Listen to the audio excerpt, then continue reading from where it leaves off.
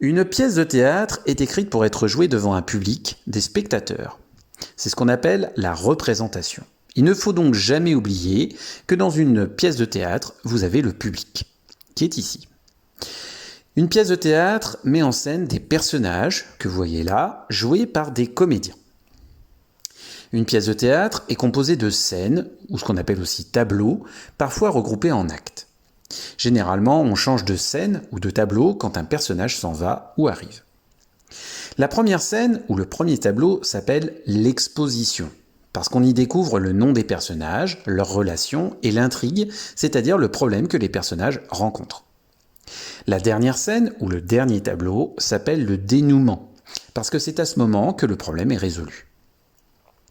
Au théâtre, on distingue deux grands sous-genres. Tout d'abord, la comédie.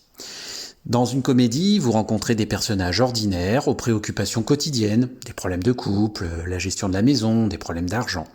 La comédie se termine toujours bien et bien sûr cherche à faire rire le public. Deuxième grand sous-genre, c'est la tragédie. Là, vous avez des personnages de haut rang qui ont des préoccupations élevées, par exemple le pouvoir, et généralement la tragédie se termine mal, elle se termine de manière dramatique, généralement avec des morts.